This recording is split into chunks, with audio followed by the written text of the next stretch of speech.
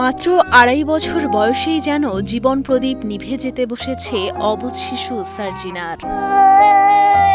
ইতোমধ্যেই একটি চোখ পুরোপুরি নষ্ট হয়ে গেছে তার।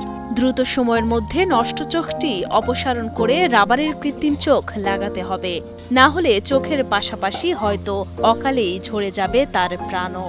এখনো অপারেশন করে গেছে ডাক্তারে, এখন তো টাকা কেন অপারেশন করতে পারতেছি না। ডাক্তার অপারেশন করে কইছে, মানে ডেট দিছে 1.5 লাখ টাকা লাগে, না লাখ টাকা করছে না।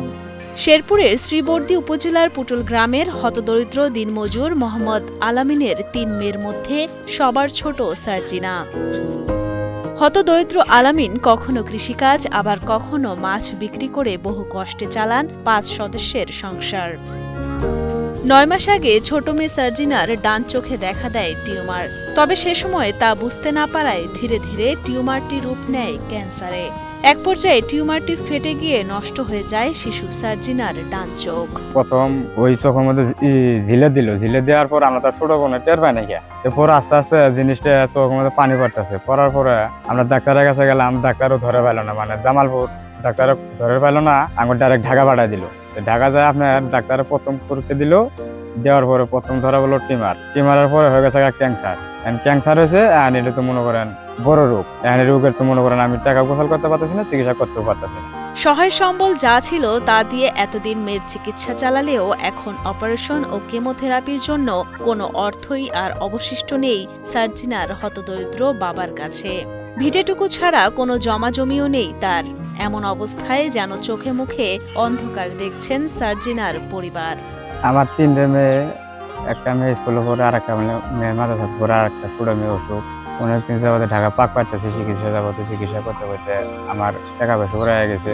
এখন আমি চিকিৎসা করতে পারতেছি না।